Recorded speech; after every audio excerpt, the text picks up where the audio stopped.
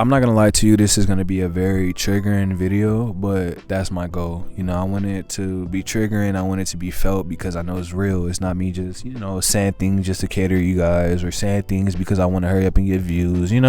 It's something genuinely that it's something that I felt in my own life, but I've seen happen in other people. And okay, let's get straight into it. The moment I cut off all of my friends, yes, you heard me correctly, day ones, friends that I'm whatever, I cut off a lot of my friends that I grew up with, people that had access to old versions of who I am and who I was. My life improved like never before. And I know this sounds crazy and dystopian sometimes, but sometimes I feel like, when we're born into a family, we don't choose our family, right? But we do choose our friends. And sometimes we don't choose our friends because we grow up in the same block as them, same street as them, same proximity as them. And you kind of molded to just being around this individual. You get to know them based on proximity, not real intent, not real genuine intentions of wanting to get to know that person or just seeing how y'all can add with each other. By the way, this is not a fear-mongering tactic. I'm not saying I don't have good people in my life or acquaintances now. But the people that knew the old version of me, the moment I kind of cut them off and got rid of them, family included, my life improved like never before. You see, a lot of people don't believe that a lot of things are energy, but they are. If you have somebody that know the old version of you who you weren't aligned with who you are now, you weren't growing, you weren't, allowing yourself to, just be intrinsically valuable to those around you or just your environment, they have this picture of you, right? They have this perception of you that if you're doing good or you're doing well, or you want to do something outside the box of the norm, you're going to get looked at differently. Now, sometimes it's actually like subconscious that people do this, If you grew up with a friend 20 years and one day they tell you like, hey man, I'm going to move across the country to pursue my dream and this, it will hit you off guard like, whoa, like damn, that's out of nowhere, like, and you have this attachment to people that you knew for a long time. You feel like maybe you can tell them what's best for them. And I felt like, when I was growing up in my early teens, if you're in your early teens, really listen to this, right? You'll think because you and your friend don't argue, you don't have no fights, that's your friend, right? Until something happened and shows you like, damn, maybe I shouldn't have been around that person. It's unfortunate, but nowadays we live in a time where people that don't like you hang with you. Like back in the day when people didn't like you, they avoided you. They'll let you know like, hey, I don't like you, or you'll know the energy that they bring doesn't match with yours. Now you have to worry about your family, you have to worry about your friends, because for some reason hate has turned into a sense to know. If that makes haters have to, like, if haters don't know what's going on in your life, or people that don't want the best for you, if they know what's going on in your life, right, they can influence that. Even if they don't talk to you, it's an energy thing. They can tell you, like, even by their own thoughts, if they don't feel good about their own life, or if they hate you, or if they don't really like you, and they know what you're doing as far as your goals, your plans, the things you want to accomplish, and it's correlated, it can literally affect you. And then you'll wonder why you have delays, or your flight got canceled, and your money didn't become stolen, and whatever. Intent and energy is very powerful. And I felt like when I was trying to become better, a lot of the friends, even if they didn't say it, some of them was watching my old YouTube channels and videos, I still felt this underlying vibe like maybe you should do a lot of things secretly or privately, just to protect your outflow of energy. This is a high conversation. This might not sound, common to the average individual, but if you know, I cut them all off, and I felt like, I had no choice but to get out there and see other people, meet other people, embrace other people.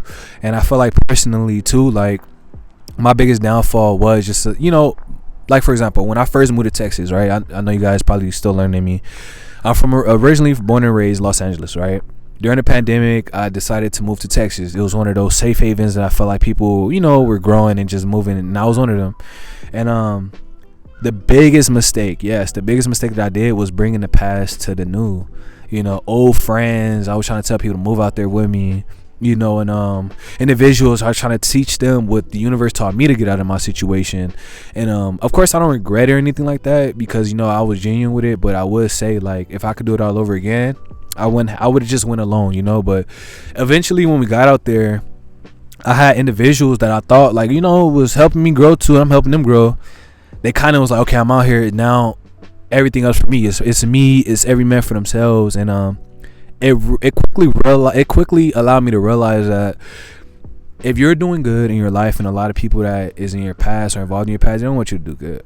Or if they do, they might wish good for you, but they don't want you to do better than them, or they don't want you to do good to the point where you can dictate and influence your own life, you know, change people's lives. They don't like that. Why? Because it becomes a mirror to them. It becomes a mirror to their own actions, what they did with their own life, you know, and eventually that becomes insecurity, and then that becomes projected onto you, and that becomes an old friendship, you know. And it sounds very minute, and it sounds very common, because it is nowadays, you know. You gotta think about it. 2020 changed a lot. 2020 made people be to themselves, right? But it also transmuted to hate. You know, it transmuted to doubt and, you know, anxiety and insecurity to a lot of people, which means they're going to project that into you if you allow it, you know. Don't allow anybody to, you know, influence who you are, you know, because they're not competent with their own life, or they're not content with the things that they want to accomplish in their life. And like, bro, it was just like, for me, it was a gut feeling. It was an intuitive feeling that I kept getting. Like, it was people that, you know, they never really showed a sign, and I had to question myself, like, damn, am I tripping? Am I overthinking or anything like that? But no, I wasn't, you know. It became this underlying pressure of like, I should distance myself. And like, you know, at first I was like, maybe I'm in my head, maybe I'm overthinking, but things started happening that showed me quickly, like, even though it's your boy, you might, you know, they have good intentions or whatever, or you think they have good intentions, they don't, you know. You need to separate yourself. And the moment I did that, I met people that were for me, you know, people that brought life into me, people that spoke genuine energetic alignment frequency reassurance to me, you know what I'm saying? And it's powerful. And the more you embrace that, and the more you understand that, the more you can align yourself with what matters, you know. Life is interesting. It starts off from your start first, but you control where you end up at the finish line. If there's people that in your hometown, or, you know, close friends, etc., that you grew up with, that you might not think is for you, cut them off. You come in this world alone, you die alone. Cut them off. Them friends are not for you, bro. Them friends that you think is really for you, they talk shit about you behind your back. And this is not a fearmonger, this is reality. Like, if you're watching this video, you're watching this for a reason. You made it this far for a reason, because you might have, you know, some of the same thought process, or maybe you might be curious with one of those friends in your life. But the moment doubt, or you start questioning, or should I, cut them off. I'm telling you, you'll always thank yourself for it in the future. That feeling doesn't come out of nowhere, you know, especially when nothing has really happened, or you feel like nothing has really happened. Cut them off, you know.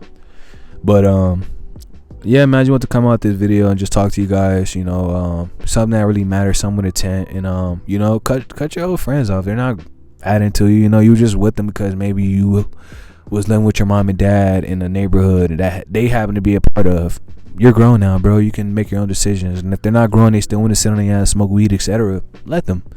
You're more powerful than that. You're stronger than that. And you know your actual values intrinsically. But I love y'all, man. I'm out.